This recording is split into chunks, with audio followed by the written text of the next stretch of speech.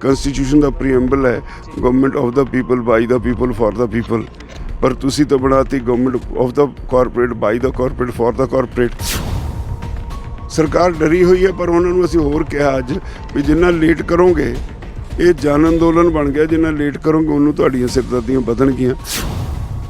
ਦਿੱਲੀ ਦੀ ਘੇਰਾਬੰਦੀ ਹੋਰ ਜ਼ਿਆਦਾ ਸਖਤ ਹੋਈ ਜਾਏਗੀ ਅਤੇ ਤੁਸੀਂ ਫਿਰ ਆਪਣੇ ਆਪ ਨੂੰ ਬਚਾ ਨਹੀਂ ਸਕੋਗੇ। ਕਿੱਧਰ ਨੂੰ ਜਾਏਗਾ ਅੰਦੋਲਨ ਕਹਿ ਨਹੀਂ ਸਕਦੇ, ਪੋਲੀਟੀਕਲੀ ਕੀ ਹੋਏਗਾ ਕੁਝ ਕਹਿ ਨਹੀਂ ਸਕਦੇ। ਇਹ ਆਪਣੇ ਕੋਲੇ ਘੜ ਕੇ ਫਾਰਮੂਲਾ ਕਹਿਤਾ ਜੀ, ਸਵਾਮੀਨਾਥਨ ਕਮਿਸ਼ਨ ਰਿਪੋਰਟ ਲਾਗੂ ਕਰਤੀ, ਉਹਦੇ 'ਚ A2+FL ਫਾਰਮੂਲਾ ਲਾਗੂ ਕਰਤਾ, ਉਹਦੇ C2+50% ਹੈ, ਉਹਦੀ ਗੱਲ ਹੀ ਨਹੀਂ ਕਰਦੇ। ਜਿੱਦਾਂ ਸਾਡੀ ਬਹਿਸ ਹੁੰਦੀ ਹੈ ਇਹਨਾਂ ਨੂੰ ਕੋਈ ਜਵਾਬ ਨਹੀਂ ਆਉਂਦਾ। ਮੈਨੂੰ ਲੱਗਦਾ ਵੀ ਸਾਲੇ ਨੂੰ ਕੁੱਟਿਆ, ਇਹਨੂੰ ਰੋਜ਼ ਕੁੱਟ ਕੇ ਆਉਂਦੇ ਅਸੀਂ ਇਹਨਾਂ ਨੂੰ ਔਰ ਢਾਹ ਕੇ ਮਨਾਵਾਂਗੇ। ਰੇਲਵੇ ਅਡਾਨੀ ਨੂੰ, ਹਵਾਈ ਅੱਡੇ ਅਡਾਨੀ ਨੂੰ, ਹੁਣ ਤੁਸੀਂ ਕਿਹਾ ਵੀ ਚੱਲ ਖੇਤੀ ਵੀ ਦੇ ਦਿਓ ਅਡਾਨੀ ਨੂੰ, ਤੁਹਾਨੂੰ ਪਤਾ ਨਹੀਂ ਸੀ ਵੀ ਇੱਥੇ ਪੰਗਾ ਪੈ ਜਾਣਾ। ਤੁਹਾਡੇ ਟ੍ਰੇਡ ਐਂਡ ਕਮਰਸ ਦੇ ਡੀਲ ਨੇ ਵਿਚੋਲੀਆ, ਇੰਪੋਰਟ ਐਕਸਪੋਰਟ ਹੈ ਵਿਚੋਲੀਆ, ਤੁਹਾਡੇ ਦਿਮਾਗ ਨੂੰ ਵਿਚੋਲੀਆ ਚੜ੍ਹ ਗਿਆ, ਇਸ ਕਰਕੇ ਤੁਸੀਂ ਵਿਚੋਲੀਆ ਕਹੀ ਜਾਂਦੇ ਹੋ।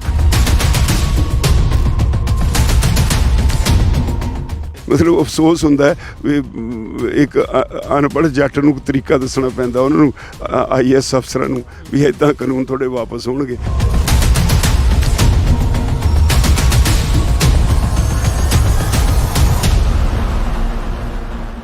ਤੁਸੀਂ ਦੇਖ ਰਹੇ ਹੋ ਪੰਜਾਬੀ ਲੋਕ ਚੈਨਲ। ਮੈਂ ਅਮਨਦੀਪ ਸਿੰਘ ਮਾਝਾ।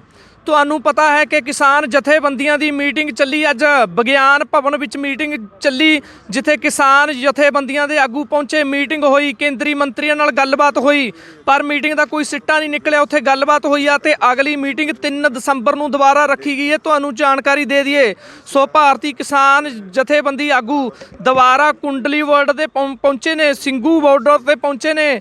ਅਸੀਂ ਵੀ ਸਿੰਘੂ ਬਾਰਡਰ ਤੇ ਦੁਬਾਰਾ ਪਹੁੰਚੇ ਹਾਂ। ਸੋ ਭਾਰਤੀ ਕਿਸਾਨ ਯੂਨੀਅਨ ਆਗੂ ਪਹੁੰਚੇ ਨੇ।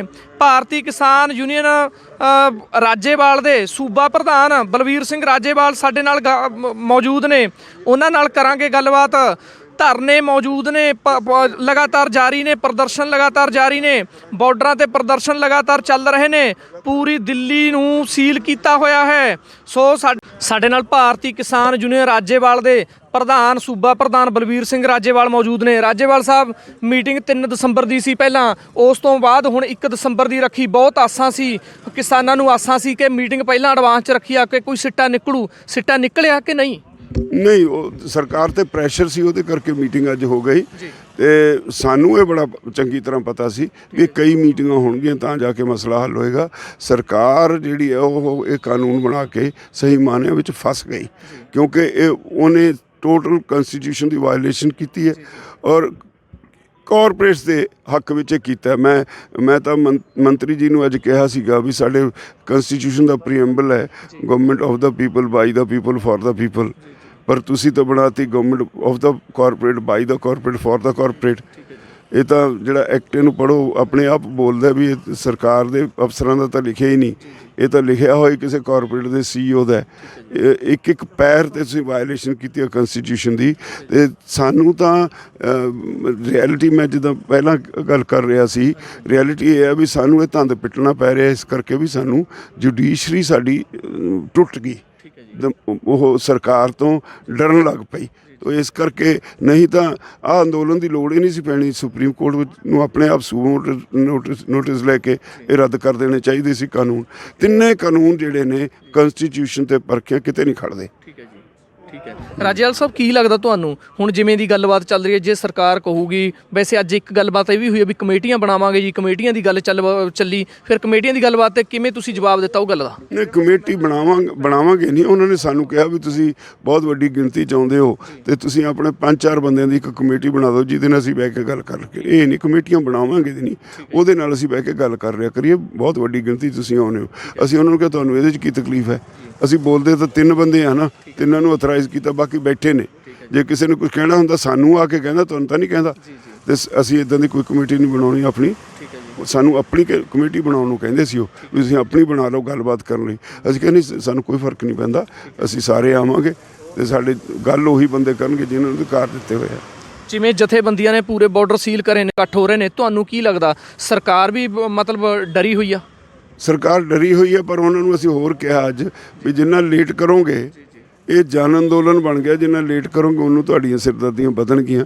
ਦਿੱਲੀ ਦੀ ਘੇਰਾਬੰਦੀ ਹੋਰ ਜ਼ਿਆਦਾ ਸਖਤ ਹੋਈ ਜਾਏਗੀ ਤੇ ਤੁਸੀਂ ਫਿਰ ਆਪਣੇ ਆਪ ਨੂੰ ਬਚਾ ਨਹੀਂ ਸਕੋਗੇ। ਕਿੱਧਰ ਨੂੰ ਜਾਏਗਾ ਅੰਦੋਲਨ ਕਹਿ ਨਹੀਂ ਸਕਦੇ। ਪੋਲੀਟੀਕਲੀ ਕੀ ਹੋਏਗਾ ਕੁਝ ਕਹਿ ਨਹੀਂ ਸਕਦੇ। ਪਰ ਪ੍ਰਧਾਨ ਮੰਤਰੀ ਨਰਿੰਦਰ ਮੋਦੀ ਹਜੇ ਵੀ ਮਨ ਕੀ ਬਾਤ ਦੀ ਗੱਲ ਕਰਦੇ ਨੇ ਜਾਂ ਹੋਰ ਕਰਦੇ ਨੇ, ਹਜੇ ਵੀ ਕਹੀ ਜਾਂਦੇ ਨੇ ਕਿ ਕਾਨੂੰਨ ਬਹੁਤ ਕਿਸਾਨਾਂ ਦੇ ਫਾਇਦੇਮੰਦ ਨੇ, ਕਿਸਾਨਾਂ ਲਈ ਅਸੀਂ ਬਹੁਤ ਇੱਕ ਕੜੀਆਂ ਬਣਾਈਆਂ ਨੇ, ਫਾਇਦੇ ਹੋਣਗੇ ਕਿਸਾਨਾਂ ਦੇ। ਕੀ ਕਹੋਗੇ? ਦੇਖੋ, ਇਹ ਤਾਂ ਮੈਂ ਬੜੀ ਵਾਰੀ ਕਹਿ ਚੁੱਕਾ, ਬੀਜੇਪੀ ਦਾ ਇੱਕ ਪੱਕਾ ਫਾਰਮੂਲਾ ਹੈ, ਖਾਸ ਤੌਰ ਤੇ ਸਾਡੇ ਪ੍ਰਧਾਨ ਮੰਤਰੀ ਦਾ। ਇਹਦਾ ਤੁਸੀਂ ਅਫਸੋਸ ਹੁੰਦਾ ਹੈ ਵੀ ਦੇਸ਼ ਦਾ ਪ੍ਰਧਾਨ ਮੰਤਰੀ ਮੈਂ ਸਾਰੀ ਉਮਰ ਖਾ ਲਈ। ਮੈਂ ਦੇਖਦਾ ਅੱਜ ਤਾਈਂ ਇੱਕ ਕੋਈ ਸਮਾਂ ਹੁੰਦਾ ਸੀ IAS ਅਫਸਰ ਨੇ ਆਪਣੀ ਜ਼ੁਬਾਨ ਤੋਂ ਗੱਲ ਕਹਿਤੀ, ਉਹ ਫਾਈਨਲ ਬਣੀ ਜਾਂਦੀ ਸੀ, ਉਹਦੇ ਲਿਖ ਕੇ ਦੇਣ ਦੀ ਨਹੀਂ ਸੀ ਲੋੜ ਹੁੰਦੀ।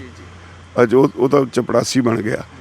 ਜਿਹੜੇ ਲੀਡਰ ਸੀਗੇ, ਜਿਹੜੇ ਉੱਚੇ ਅਹੁਦਿਆਂ ਤੇ ਬੈਠੇ ਹੁੰਦੇ ਸੀ, ਚੀਫ ਮਿਨਿਸਟਰ, ਪ੍ਰਾਈਮ ਮਿਨਿਸਟਰ, ਇਹਨਾਂ ਦੀ ਗੱਲ ਦੁਨੀਆ 'ਚ ਮੰਨੀ ਜਾਂਦੀ ਸੀ। ਜੋ ਉਹਨੇ ਆਪਣੀ ਗੱਲ ਕਹਿਤੀ ਉਹਦੇ ਤੋਂ ਪੱਕਾ ਹੈ। ਪਰ ਅੱਜ ਕੀ ਹੋ ਗਿਆ? ਮੋਦੀ ਜੀ ਦਿਹਾੜੀ 'ਚ ਇੱਕ ਸਰਵੇ ਹੋਇਆ, ਕੋਈ ਕਹਿੰਦਾ 58 ਵਾਰ ਦਿਹਾੜੀ 'ਚ ਝੂਠ ਬੋਲਦੇ ਨੇ, ਕੋਈ ਕਹਿੰਦਾ 68 ਵਾਰ ਝੂਠ ਬੋਲਦੇ ਨੇ। ਉਹਨਾਂ ਦਾ ਫਾਰਮੂਲਾ ਇਹ ਹੋ ਗਿਆ, ਝੂਠ ਬੋਲੋ, ਝੂਠ ਬੋਲੋ, ਝੂਠ ਬੋਲੋ, ਇੰਨੀ ਵਾਰੀ ਝੂਠ ਬੋਲੋ ਤਾਂ ਕਿ ਉਹ ਸੱਚ ਬਣ ਜਾਏ। ਉਹ ਇਹਦੇ 'ਚ ਬਿਲੀਵ ਕਰਨ ਲੱਗ ਗਏ। ਤੁਸੀਂ ਇਮੈਜਿਨ ਕਰੋ, ਜਦੋਂ ਸਰਕਾਰ ਬਣੀ ਪਹਿਲੀ ਵਾਰੀ 2014 'ਚ, ਉਦੋਂ ਪਹਿਲਾਂ ਇਹਨਾਂ ਨੇ ਮੈਨੀਫੈਸਟੋ 'ਚ ਲਿਖਿਆ ਸੀ ਸਵਾਮੀਨਾਥਨ ਕਮਿਸ਼ਨ ਦੀ ਰਿਪੋਰਟ ਲਾਗੂ ਕਰਾਂਗੇ। ਇਹਨਾਂ ਨੇ ਲਾਗੂ ਨਹੀਂ ਕੀਤੀ। ਕੇਸ ਸੁਪਰੀਮ ਕੋਰਟ ਚਲਾ ਗਿਆ। ਇਹ ਸੁਪਰੀਮ ਕੋਰਟ 'ਚ ਐਫੀਡੇਵਿਟ ਫਾਈਲ ਕਰਦੇ ਨੇ ਭਾਈ ਜੀ, ਜੇ ਰਿਪੋਰਟ ਲਾਗੂ ਕਰਤੀ ਦੇਸ਼ ਦੀ ਇਕਨੋਮੀ ਜਿਹੜੀ ਆ ਉਹ ਡਿਸਟਾਰਟ ਹੋ ਜੂ, ਬੜਾ ਦੇਸ਼ ਦਾ ਭੱਠਾ ਹੀ ਬਹਿ ਜਾਊ।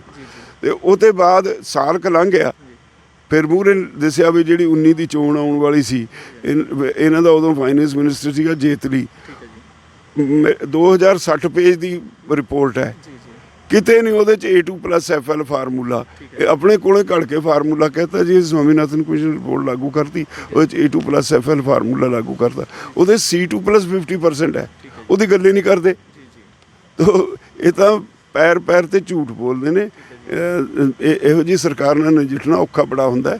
ਸਾਨੂੰ ਪਤਾ ਹਾਲੇ ਵੀ ਕਈ ਮੀਟਿੰਗਾਂ ਹੋਣਗੀਆਂ ਤਾਂ ਜਾ ਕੇ ਇਹ ਤਾਂ ਢਾਹ ਕੇ ਮਨਾਵਾਂਗੇ ਇਹਨਾਂ ਨੂੰ। ਮੁੱਦਾ ਨਹੀਂ ਇਹ ਤਾਂ ਵੈਸੇ ਤੁਸੀਂ ਸਵਾਲ ਅਸੀਂ ਹਰ ਮੀਟਿੰਗ 'ਚ ਇੱਕ ਤਰ੍ਹਾਂ ਨਾਲ ਜੇ ਇਖਲਾਕੀ ਤੌਰ ਤੇ ਦੇਖਿਆ ਜਾਏ ਨਾ, ਜਿੱਦਾਂ ਸਾਡੀ ਬਹਿਸ ਹੁੰਦੀ ਹੈ, ਇਹਨਾਂ ਨੂੰ ਕੋਈ ਜਵਾਬ ਨਹੀਂ ਆਉਂਦਾ। ਮੈਨੂੰ ਲੱਗਦਾ ਵੀ ਸਾਲੇ ਨੂੰ ਕੁੱਟਿਆ, ਇਹਨੂੰ ਰੋਜ਼ ਕੁੱਟ ਕੇ ਆਉਣੇ ਅਸੀਂ ਇਹਨਾਂ ਨੂੰ, ਔਰ ਢਾਹ ਕੇ ਮਨਾਵਾਂਗੇ। ਤੁਸੀਂ ਕਹਿ ਰਹੇ ਹੋ ਰਾਜੇਵਾਲ ਸਾਹਿਬ ਕਿ ਸਰਕਾਰ ਫਸ ਗਈ, ਹੁਣ ਪਿੱਛੇ ਹਟਣਾ ਔਖਾ ਹੋਇਆ ਪਿਆ। ਫਿਰ ਕੀ ਬਣੂਗਾ ਪਿੱਛੇ ਹਟਣਾ ਜੇ ਔਖਾ ਹੋਇਆ ਪਿਆ ਸਰਕਾਰ ਨੂੰ? ਕਿਸਾਨ ਸੜਕਾਂ ਤੇ ਨੇ, ਬਾਰਡਰ ਸੀਲ ਨੇ। ਕੀ ਆਉਣ ਦੇ ਭਵਿੱਖ 'ਚ ਤੁਹਾਨੂੰ ਕੀ ਲੱਗਦੇ ਨੇ ਰਿਜ਼ਲਟ ਇਹਦੇ? ਦੇਖੋ ਜੀ, ਇਤਿਹਾਸ ਵਿੱਚ ਜਦੋਂ ਦਾ ਦੇਸ਼ ਆਜ਼ਾਦ ਹੋਇਆ, ਕਾਨੂੰਨ ਰਿਪੀਲ ਹੋਏ ਨੇ, ਪਰ ਹੁਣ ਲੰਬਾ ਸਮਾਂ ਉਹਦਾ ਅਸਰ ਦੇਖ ਕੇ ਕੋਈ 20 ਸਾਲ, ਕੋਈ 15 ਸਾਲ ਤੇ ਬਾਅਦ ਕੋਈ ਕੋਰਟਾਂ ਕਹਿ ਦਿੰਦੀ ਹੈ ਵੀ ਇਹ ਜਿਵੇਂ ਸਾਡੇ ਇੱਕ ਆਮ ਰਿਵਾਜ ਹੈ, ਜੇ ਲੜਾਈ ਹੋ ਜਾਵੇ ਕਹਿੰਦੇ ਜੀ ਮੈਨੂੰ ਇਹਨੇ ਚਮਾਰ ਕਹਿ ਦਿੱਤਾ ਜੀ, ਮੈਨੂੰ ਫਲਾਣਾ ਕਹਿ ਦਿੱਤਾ, ਉਹ ਕੇਸ ਪਰ ਉਹਦੇ ਜ਼ਮਾਨਤ ਨਹੀਂ ਹੁੰਦੀ। ਉਹਨੂੰ ਜਦੋਂ ਬਹੁਤ ਕੇਸ ਹੋਣ ਲੱਗ ਗਏ, ਇਨਕੁਆਇਰੀਆਂ ਹੋਣ ਲੱਗ ਗਈਆਂ, ਸੁਪਰੀਮ ਕੋਰਟ ਨੇ ਕਿਹਾ ਵੀ ਇਹਦੀ ਦੁਰਵਰਤੋਂ ਹੋਣ ਲੱਗ ਗਈ ਇਸ ਕਾਨੂੰਨ ਦੀ, ਅਨਟੱਚੇਬਿਲਿਟੀ ਐਕਟ ਦੀ। ਇਹਦੇ ਤੇ ਐਵੇਂ ਨਾ FIR ਕਰਕੇ ਬੰਦੇ ਨੂੰ ਫੜਿਆ ਜਾਏ। ਇਵੇਂ ਜਿਵੇਂ ਬਹੁਤ ਸਾਰੇ ਕੇਸਿਸ ਐਕਟ ਐਸੇ ਨੇ ਜਿਨ੍ਹਾਂ ਦੀ ਇੰਪਲੀਮੈਂਟੇਸ਼ਨ 'ਚ ਬਹੁਤ ਲੋਕਾਂ ਨੂੰ ਮੁਸ਼ਕਲਾਂ ਆਉਂਦੀਆਂ। ਗਲਤ ਹੁੰਦਾ ਡੌਰੀ ਦੇ ਐਕਟ ਵਿੱਚ ਜਣਾ ਖਣਾ ਤੀਵੀਂ ਆਦਮੀ ਦੀ ਲੜਾਈ ਹੋ ਗਈ, ਪੇਕੀ ਜਾ ਕੇ ਬਹਿ ਕੇ ਉਹ ਜਦੇ ਕਹਿੰਦੀ ਮੈਂ ਤੇ ਦਹੇਜ ਮੰਗ ਲਿਆ, ਦੋ ਸਾਰੇ ਟੱਬਰ ਨੂੰ ਅੰਦਰ। ਇਹ ਮੋਸਟਲੀ 90% ਕੇਸ ਜਿਹੜੇ ਨੇ ਗਲਤ ਹੁੰਦੇ ਨੇ। ਤੋ ਇੱਦਾਂ ਦੇ ਐਕਟ ਜਿਹੜੇ ਨੇ ਉਹ ਰਿਪੀਲ ਹੁੰਦੇ ਨੇ। ਅੱਜ ਤਾਈਂ ਕਦੇ ਚੰਗਾ ਐਕਟ ਬਣਿਆ ਹੋਇਆ ਰਿਪੀਲ ਹੋਇਆ ਨਹੀਂ ਇਤਿਹਾਸ 'ਚ। ਇਹ ਹੁਣ ਇਸੇ ਕਰਕੇ ਇਹਨਾਂ ਦੇ ਗਲੇ ਦਾ ਪੰਦਾ ਬਣਿਆ ਹੋਇਆ ਵੀ ਇਹ ਕਾਨੂੰਨ ਜਿਹੜੇ ਨੇ ਖੇਤੀ ਨੂੰ ਬਰਬਾਦ ਕਰਨ ਵਾਲੇ ਬਣਾ ਬੈਠੇ। ਕਾਰਪੋਰੇਟ ਦੇ ਆਕੇ ਲਾ ਕੇ ਕੀਤੇ ਨੇ ਇਹ ਕਾਨੂੰਨ ਬਣਾ ਬੈਠੇ। ਉੱਧਰੋਂ ਇੱਕ ਪਾਸੇ ਤਾਂ ਡੰਡਾ ਉਹਨਾਂ ਦਾ, ਕਿਉਂਕਿ ਪੈਸਾ ਉਹ ਦਿੰਦੇ ਨੇ ਸਾਰਾ ਇਲੈਕਸ਼ਨ ਲੜਨ ਲਈ, ਉਹਨਾਂ ਦਾ ਡੰਡਾ ਹੈ। ਮੈਂ ਅੱਜ ਕਿਹਾ ਸੀ ਉਹਨਾਂ ਨੂੰ, ਮੰਤਰੀ ਜਿਹੜੇ ਬੈਠੇ ਸੀ, ਮੈਂ ਕਿੱਥੇ ਜਾਓਗੇ ਤੁਸੀਂ? ਲੋਕੀ ਇੰਨੇ ਮੂਰਖਤਾ ਨਹੀਂ। ਮੈਂ ਕਿਹਾ ਤੁਸੀਂ 30 ਦਿਨ ਇੱਕ ਸੈਕਟਰ ਉਹਨਾਂ ਨੂੰ ਦੇਈ ਜਾਂਦੇ ਹੋ। ਆਇਲ ਸੈਕਟਰ ਅੰਬਾਨੀਆਂ ਕੋਲ, BSNL ਤੋਂ ਲਾਇਸੈਂਸ ਲਿਆ ਉਹਨਾਂ ਨੇ ਕਮਿਊਨੀਕੇਸ਼ਨ ਦਾ, ਜੀਓ ਕੰਪਨੀ ਦਾ। ਮੈਂ ਕਿਹਾ ਲਾਇਸੈਂਸ ਲੈ ਕੇ BSNL ਨੂੰ ਹੀ ਖਾ ਗਿਆ। ਸਾਰਾ ਕਮਿਊਨੀਕੇਸ਼ਨ ਦਾ ਸੈਕਟਰ ਉਹਦੇ ਕੋਲ ਚਲਾ ਗਿਆ ਤੇ ਡਿਫੈਂਸ ਸੈਕਟਰ ਉਹਦੇ ਕੋਲ ਕੋਈ ਤਜਰਬਾ ਨਹੀਂ। ਮੈਂ ਕਿਹਾ ਤੁਸੀਂ ਉਹਨੂੰ ਚੱਕ ਕੇ ਬਾਅਦ 'ਚ ਉਹਨੇ ਕੰਪਨੀ ਬਣਾਈ, ਡਿਫੈਂਸ ਉਹਨੂੰ ਦੇ ਦਿੱਤਾ। ਪਰ ਇਵੇਂ ਜਿਵੇਂ ਕੋਲ ਸੈਕਟਰ ਤੁਸੀਂ ਇਹਨੂੰ ਦੇ ਦਿੱਤਾ ਅਡਾਨੀ ਨੂੰ, ਰੇਲਵੇ ਅਡਾਨੀ ਨੂੰ, ਹਵਾਈ ਅੱਡੇ ਅਡਾਨੀ ਨੂੰ। ਹੁਣ ਤੁਸੀਂ ਕਿਹਾ ਵੀ ਚੱਲ ਖੇਤੀ ਵੀ ਦੇ ਦਿਓ ਅਡਾਨੀ ਨੂੰ, ਤੁਹਾਨੂੰ ਪਤਾ ਨਹੀਂ ਸੀ ਵੀ ਇੱਥੇ ਪੰਗਾ ਪੈ ਜਾਣਾ। ਮੈਂ ਕਿਹਾ ਤੁਸੀਂ ਫਸ ਗਏ ਗਲਤ ਕਰਕੇ। ਫਿਰ ਤੁਸੀਂ ਕਹਿੰਦੇ ਨੇ ਵਿਚੋਲੀਆ। ਮੈਂ ਕਿਹਾ ਤੁਸੀਂ ਦੱਸੋ, ਮੈਂ ਮੰਤਰੀ ਨੂੰ ਕਿਹਾ ਦੱਸੋ ਤੁਹਾਡੇ ਕਿੱਥੇ ਵਿਚੋਲੀਆ ਨਹੀਂ ਹੈਗਾ। ਸਾਡੇ ਕੋਲ ਜਿਹੜਾ ਆੜ੍ਹਤੀ ਹੈ ਉਹਨੂੰ ਤੁਸੀਂ ਵਿਚੋਲੀਆ ਨਹੀਂ ਕਹਿ ਸਕਦੇ। ਉਹ ਜਦੋਂ ਜਾਂਦਾ ਹੈ ਪਹਿਲਾਂ ਉਹ ਟਰਾਲੀ ਲਹਾਉਂਦਾ ਹੈ, ਫਿਰ ਉਹਦੀ ਸਫਾਈ ਕਰਾਉਂਦਾ ਹੈ, ਫਿਰ ਉਹਦਾ ਭਾਅ ਲਵਾਉਂਦਾ ਹੈ, ਫਿਰ ਉਹਦੀ ਬੋਰੀਆਂ 'ਚ ਭਰ ਕੇ ਜਿਹੜੀ ਏਜੰਸੀ ਉਹਨੂੰ ਟਰਾਂਸਫਰ ਕਰਦਾ ਹੈ, ਫਿਰ ਉਹ ਸਾਡਾ ਬਿੱਲ ਕਲੇਮ ਕਰਕੇ ਸਾਨੂੰ ਪੈਸੇ ਲਿਆ ਕੇ ਦਿੰਦਾ ਹੈ। ਜੇ ਤਾਂ 1925 ਭਾਅ ਹੈ ਉਹ 1500 ਖਰੀਦ ਕੇ 1925 ਦਾ ਬਿੱਲ ਬਣਾਏ, ਫਿਰ ਉਹ ਵਿਚੋਲੀ ਹੈ। ਜੇ 1925 ਦਾ ਭਾਅ ਹੈ 1925 ਦਾ ਹੀ ਬਿੱਲ ਬਣਾਉਂਦਾ ਹੈ, ਫਿਰ ਉਹ ਸਰਵਿਸ ਪ੍ਰੋਵਾਈਡਰ ਹੈ। ਮੈਂ ਕਿਹਾ ਵਿਚੋਲੀਏ ਤੁਹਾਡੇ ਕੋਲ ਨੇ, ਤੁਸੀਂ ਡਿਫੈਂਸ ਡੀਲਸ ਕਰਦੇ ਹੋ ਵਿਚੋਲੀ ਹੈ, ਤੁਹਾਡੇ ਟ੍ਰੇਡ ਐਂਡ ਕਾਮਰਸ ਦੇ ਡੀਲ ਨੇ ਵਿਚੋਲੀ ਹੈ, ਇੰਪੋਰਟ ਐਕਸਪੋਰਟ ਹੈ ਵਿਚੋਲੀ ਹੈ, ਤੁਹਾਡੇ ਦਿਮਾਗ ਨੂੰ ਵਿਚੋਲੀਆ ਚੜ੍ਹ ਗਿਆ, ਇਸ ਕਰਕੇ ਤੁਸੀਂ ਵਿਚੋਲੀਆ ਕਹੀ ਜਾਂਦੇ ਹੋ। ਰਿਐਲਿਟੀ ਤੁਹਾਨੂੰ ਵੀ ਪਤਾ ਵੀ ਕੀ ਹੈ। ਤੋ ਇਹਦਾ ਬਹੁਤ ਕੁਝ ਹੈ। ਵੈਸੇ ਜੇ ਅੱਜ ਦੀ ਮੀਟਿੰਗ ਦੀ ਗੱਲ ਕਰੀਏ, ਕੀ ਨਤੀਜਾ ਨਿਕਲਿਆ ਅੱਜ ਦੀ ਮੀਟਿੰਗ ਦਾ ਰਾਜੇਵਾਲ ਸਾਹਿਬ? ਦੇਖੋ ਜੇ ਉਹਨਾਂ ਨੂੰ ਇਸ ਵੇਲੇ ਇਹਨੂੰ ਰਿਪੀਲ ਕਰਨ ਵਾਸਤੇ ਰਸਤਾ ਨਹੀਂ ਲੱਭਦਾ। ਅਸੀਂ ਕਈ ਸੁਜੈਸਟ ਕੀਤੇ ਨੇ, ਮੈਂ ਨਹੀਂ ਕਹਿਣਾ ਚਾਹਾਂਗਾ ਮੀਡੀਆ 'ਚ, ਕਈ ਰਸਤੇ ਸੁਜੈਸਟ ਕੀਤੇ ਨੇ ਵੀ ਇਹਨੂੰ ਕਾਨੂੰਨ ਨੂੰ ਵਾਪਸ ਲੈਣ ਦੇ ਤਰੀਕੇ ਕੀ ਨੇ। ਮਤਲਬ ਅਫਸੋਸ ਹੁੰਦਾ ਹੈ ਵੀ ਇੱਕ ਅਨਪੜ੍ਹ ਜੱਟ ਨੂੰ ਤਰੀਕਾ ਦੱਸਣਾ ਪੈਂਦਾ ਉਹਨਾਂ ਨੂੰ, IAS ਅਫਸਰਾਂ ਨੂੰ, ਵੀ ਇੱਦਾਂ ਕਾਨੂੰਨ ਤੁਹਾਡੇ ਵਾਪਸ ਹੋਣਗੇ। ਉਹ ਫਸੇ ਹੋਏ ਨੇ ਵੀ ਜੇ ਵਾਪਸ ਲੈ ਲੈ ਬੇਇੱਜ਼ਤੀ ਬਹੁਤ ਹੋਊ, ਹੋਰ ਕੁਝ ਨਹੀਂ। ਉਹ ਅੱਜ ਜਾਂ ਕੱਲ੍ਹ ਵਾਪਸ ਉਹਨਾਂ ਨੂੰ ਲੈਣਾ ਹੀ ਪੈਣਾ। ਇਹ ਮੈਂ ਤੁਹਾਨੂੰ ਯਕੀਨ ਨਾਲ ਕਹਿ ਸਕਦਾ ਵੀ ਜਿਸ ਤਰ੍ਹਾਂ ਦਾ ਇਹ ਕੇਸ ਹੈ, ਮੈਂ ਜਿਵੇਂ ਪਹਿਲਾਂ ਕਿਹਾ ਵੀ ਬਦਕਿਸਮਤੀ ਹੈ, ਕੋਰਟਾਂ ਡਰਨ ਲੱਗ ਗਈਆਂ।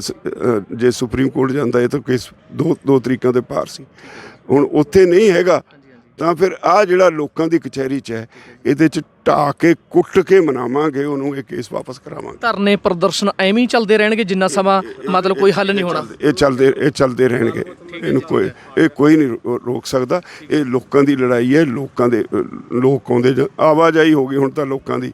ਤੁਸੀਂ ਰੋਜ਼ ਸਾਡੇ ਕੋਲ ਆ ਕੇ 20 ਜਥੇਬੰਦੀਆਂ ਆਉਂਦੀਆਂ, ਉਹ ਅਨਾਊਂਸ ਕਰੀ ਜਾਂਦੇ ਅਸੀਂ ਵੀ ਤੁਹਾਡੀ ਸਪੋਰਟ 'ਤੇ ਜੀ।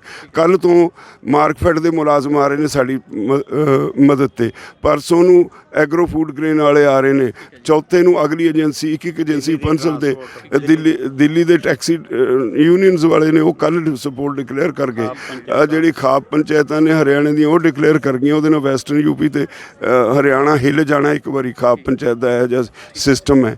ਤੋ ਇੱਦਾਂ ਰੋਜ਼ ਲੋਕੀ ਇਸ ਪਾਸੇ ਨੂੰ, ਇਹ ਹੁਣ ਕਿਸੇ ਦੇ ਕਹਿਣ ਦਾ ਨਹੀਂ। ਕੋਈ ਮੈਨੂੰ ਪਤਾ, ਮੈਂ 2 ਸਾਲ ਪਹਿਲਾਂ ਸ਼ੁਰੂ ਕੀਤਾ, ਬਾਕੀ ਲੋਕ ਤਾਂ ਵਿੱਚ ਲੜਦੇ ਰਹੇ। ਅਤੇ ਮੈਂ ਅੱਜ ਉਹਨੂੰ ਕਿਹਾ ਸੀ ਵੀ ਮੈਨੂੰ 2 ਸਾਲ ਪਹਿਲਾਂ ਤੁਹਾਡੀ ਨੀਅਤ 'ਤੇ ਸ਼ੱਕ ਪੈ ਗਿਆ ਸੀ। ਮੰਤਰੀ ਨੂੰ ਮੈਂ ਕਿਹਾ 2017 'ਚ ਮੈਂ ਇੱਕ ਮੀਟਿੰਗ ਸੀ ਨੀਤੀ ਆਯੋਗ ਦੀ 'ਚ, ਜਦੋਂ ਜ਼ਮੀਨ ਖੋਹਣ ਦੀ ਗੱਲ ਹੋਈ, ਮੈਂ ਕਿਹਾ ਮੈਂ ਉਹਦੇ ਬਾਅਦ ਤੁਹਾਡੇ ਖਿਲਾਫ ਕਾਗਜ਼ ਇਕੱਠੇ ਕਰਨੇ ਸ਼ੁਰੂ ਕੀਤੇ। ਇਕੱਠੇ ਕਰਕੇ ਸਾਰੀਆਂ ਪੋਲੀਟੀਕਲ ਪਾਰਟੀਆਂ ਸੱਦੀਆਂ ਚੰਡੀਗੜ੍ਹ ਫਰਵਰੀ ਮਹੀਨੇ। ਉਹਨਾਂ ਨੂੰ ਕਿਹਾ ਵੀ ਆਹ ਪੜ੍ਹੋ ਕਾਗਜ਼ ਕੀ ਨੇ। ਸਾਰੀਆਂ ਪਾਰਟੀਆਂ ਨੇ ਕਿਹਾ ਵੀ ਜੇ ਇਕੱਠੇ ਹੋ ਕੇ ਲੜਾਂਗੇ ਤਾਂ ਪੰਜਾਬ ਬਾਜੂ ਨੇ, ਪੰਜਾਬ ਬਰਬਾਦ ਹੋ ਜੂ। ਉਹਨਾਂ ਨੇ ਤਾਂ ਮੈਂ ਕਿਹਾ ਕਹਿ ਕੇ ਚਲੇ ਗਏ। ਉਹਦੇ ਬਾਅਦ ਮੈਂ ਹਫ਼ਤਾ ਬਾਅਦ ਉੱਥੇ ਰੈਲੀ ਰੱਖੀ ਅਤੇ ਮੈਂ ਕਿਹਾ ਤੁਹਾਡੀ ਸਰਕਾਰ ਦੇ ਕੰਟਰੋਲ 'ਚ ਆਓ ਚੰਡੀਗੜ੍ਹ, ਤੁਸੀਂ ਬੈਨ ਲਾਤਾ। ਫਿਰ ਬੈਨ ਦੇ ਬਾਵਜੂਦ 20,000 ਬੰਦਾ ਉੱਥੇ ਪਹੁੰਚ ਗਿਆ, ਮੁੱਢ ਉਦੋਂ ਵੱਜ ਗਿਆ। ਉਹਦੇ ਬਾਅਦ ਇਹ ਐਜੀਟੇਸ਼ਨ ਲੋਕਾਂ 'ਤੇ ਜਾਣ ਲੱਗ ਗਈ। ਅੱਜ ਲੋਕਾਂ ਦੇ ਘਰਾਂ 'ਚ ਚਲੀ ਗਈ। ਬੱਚੇ ਨੂੰ ਇਹਦਾ ਪਤਾ, ਇਹ ਜਿਹੜੀ ਐਸੀ ਜਨ ਅੰਦੋਲਨ ਬਣ ਜੇ ਉਹਨੂੰ ਕੋਈ ਦਬਾ ਨਹੀਂ ਸਕਦਾ। ਬਾਕੀ ਰਾਜੇਵਾਲ ਸਾਹਿਬ ਅੱਜ ਫਿਰ ਮੰਤਰੀਆਂ ਨੇ, ਕੇਂਦਰੀ ਮੰਤਰੀਆਂ ਨੇ ਕੀ ਕਿਹਾ ਕਿ 3 ਦਸੰਬਰ ਨੂੰ ਮੀਟਿੰਗ ਕਰਾਂਗੇ, ਉਹਦੇ ਵਿੱਚ ਉਹ ਥੋੜ੍ਹੇ ਜਿਹਾ ਆਉਂਦੇ ਨੇ ਇੱਥੇ ਨੂੰ, ਉਹ ਕਹਿੰਦੇ ਜੀ ਆਪਾਂ ਕਲੌਜ਼ ਵਾਈਜ਼ ਡਿਸਕਸ ਕਰ ਲਈਏ ਵੀ ਕਿਹੜੀ ਕਲੌਜ਼ 'ਚ ਕੀ ਨੁਕਸ ਹੈ। ਮੈਂ ਕਿਹਾ ਬੈਠੋ ਮੇਰੇ ਨਾਲ 4 ਘੰਟੇ ਵਿੱਚ ਮੈਂ ਡਿਸਕਸ ਕਰ ਲੈਣਾ। 4 ਘੰਟੇ ਲਾਊਂ, 25 ਤਾਂ ਸਾਰੇ ਸੈਕਸ਼ਨ ਨੇ ਉਹਦੇ 'ਚ। ਮੈਂ ਕਿਹਾ ਤੁਸੀਂ ਕਰ ਲਓ, ਕਿਹੜਾ ਬਣਾਓ ਮੇਰੇ ਨਾਲ, ਕਿਹੜੇ ਅਫਸਰ ਨੂੰ ਬਿਠਾਉਂਦੇ ਹੋ। ਮੈਂ ਕਿਹਾ ਜੇ ਐਵੇਂ ਲਮਕਾਉਣਾ ਤਾਂ ਤੁਹਾਡੀ ਮਰਜ਼ੀ ਹੈ। ਮੈਂ ਕਿਹਾ ਮੈਂ ਤਾਂ ਰੋਜ਼ ਆ ਕੇ ਇੱਥੇ ਬਹਿ ਜਾ ਕਰੂੰ, ਰੋਜ਼ ਮੇਰੇ ਨਾਲ ਇੱਕ ਐਕਟ ਡਿਸਕਸ ਕਰ ਲਓ। ਤੋ ਪੱਲੇ ਕੁਛ ਹੈ ਨਹੀਂ, ਫਿਰ ਆਨੇ ਬਹਾਨੇ ਜੇ ਕਰਦੇ ਨੇ। ਪਰਸੋਂ ਮੇਰਾ ਖਿਆਲ ਹੈ ਜੋ ਉਹ ਕਹਿੰਦੇ ਨੇ, ਜਿਵੇਂ ਉਹ ਕਹਿੰਦੇ ਨੇ ਸ਼ੁਰੂ ਕਰਨਗੇ ਡਿਸਕਸ਼ਨ ਸਾਡੇ ਨਾਲ। ਮੈਂ ਉਹਨਾਂ ਨੂੰ ਕਿਹਾ ਵੀ ਪਿਛਲੀ ਮੀਟਿੰਗ 'ਤੇ 3.5 ਘੰਟੇ ਮੈਂ ਕੀ ਕੀਤਾ ਸੀ, 3.5 ਘੰਟੇ ਤੁਹਾਡੇ 'ਤੇ ਇਸੇ 'ਤੇ ਲਾਏ ਸੀ। ਤੁਹਾਡਾ ਕੋਈ ਅਫਸਰ ਬੋਲਿਆ ਤਾਂ ਹੈ ਨਹੀਂ, ਅਤੇ ਹੁਣ ਨਵਾਂ ਕਿਹੜਾ ਸਵਾਲ ਕਰੋਗੇ। ਲਿਖ ਕੇ ਦੇ ਕੇ ਆਏ ਆ। ਅਸੀਂ ਉਹਨਾਂ ਨੂੰ ਪੁੱਛਿਆ ਵੀ ਅਸੀਂ ਪਹਿਲਾਂ ਤੁਹਾਡੇ ਸੈਕਟਰੀ ਐਗਰੀਕਲਚਰ ਨੂੰ ਅਕਤੂਬਰ ਮਹੀਨੇ 'ਚ ਲਿਖ ਕੇ ਦੇ ਕੇ ਆਏ, 13 ਨਵੰਬਰ ਨੂੰ ਤੁਹਾਨੂੰ ਲਿਖ ਕੇ ਦੇ ਕੇ ਗਏ। ਉਹ ਜਿਹੜਾ ਲਿਖ ਕੇ ਦਿੱਤਾ ਉਹ ਦੱਸੋ ਤੁਸੀਂ ਉਹ 'ਤੇ ਕੀ ਪੜ੍ਹ ਕੇ ਕੀਤਾ, ਤੁਹਾਡੇ ਕੋਲ ਹੈ ਕੋਈ ਜਵਾਬ? ਜਵਾਬ ਕੋਈ ਨਹੀਂ। ਸੋ 3 ਤਰੀਕ ਨੂੰ, 3 ਦਸੰਬਰ ਨੂੰ ਫਿਰ ਤੁਹਾਡੀ ਤਿਆਰੀ ਆ, ਤੁਸੀਂ ਫਿਰ ਜਾਵੋਗੇ ਅਤੇ ਦੇਖੋ ਕੀ ਨਤੀਜੇ ਨਿਕਲਦੇ ਨੇ ਅਤੇ ਕੀ ਗੱਲਬਾਤ ਹੁੰਦੀ ਹੈ, ਕਿਵੇਂ ਲੱਗਦੀ ਹੈ ਤੁਹਾਨੂੰ? ਥੋੜ੍ਹੀ ਬਹੁਤੀ ਆਸ ਵੱਝਦੀ ਆ ਕਿ ਕੁਛ ਨਾ ਕੁਛ ਪਿੱਛੇ ਮੁੜਨਗੇ ਜਾਂ ਕੀ ਕਰਨਗੇ? ਪੂਰੇ ਕੌਨਫੀਡੈਂਟ ਆ ਅੱਜ ਕੱਲ ਪਰਸੋਂ ਜਦੋਂ ਮਰਜ਼ੀ ਹੋ ਜੇ ਇਹ ਕਾਨੂੰਨ ਵਾਪਸ ਲੈਣੇ ਪੈਣਗੇ। ਠੀਕ ਹੈ ਜੀ। ਸੋ ਇਹ ਸਨ ਭਾਰਤੀ ਕਿਸਾਨ ਯੂਨੀਅਨ ਰਾਜੇਵਾਲ ਦੇ ਸੂਬਾ ਪ੍ਰਧਾਨ ਬਲਵੀਰ ਸਿੰਘ ਰਾਜੇਵਾਲ, ਜਿਨ੍ਹਾਂ ਨੇ ਕਿਹਾ ਕਿ ਕੇਂਦਰ ਸਰਕਾਰ ਨੂੰ ਇਹ ਕਾਨੂੰਨ ਵਾਪਸ ਲੈਣੇ ਹੀ ਪੈਣੇ ਨੇ, ਕਿਉਂਕਿ ਮੀਟਿੰਗਾਂ ਹੁੰਦੀਆਂ ਨੇ, ਮੀਟਿੰਗਾਂ ਵੀ ਹੋਈਆਂ ਨੇ। ਸੋ ਮੀਟਿੰਗਾਂ ਹੁੰਦੀਆਂ ਰਹਿਣਗੀਆਂ। 3 ਦਸੰਬਰ ਨੂੰ ਅਸੀਂ ਜਾਵਾਂਗੇ ਤੇ ਕਿਸਾਨੀ ਦੇ ਜੋ ਵੀ ਖੇਤੀ ਕਾਨੂੰਨ ਬਣਾਏ ਨੇ ਇਹਨਾਂ ਨੂੰ ਵਾਪਸ ਕਰਵਾ ਕੇ ਹੀ ਹਟਾਂਗੇ। ਸੁਖਵੀਰ ਸਿੰਘ ਥੂਹੀ ਨਾਲ ਅਮਨਦੀਪ ਸਿੰਘ ਮਾਝਾ, ਪੰਜਾਬੀ ਲੋਕ ਚੈਨਲ, ਦਿੱਲੀ।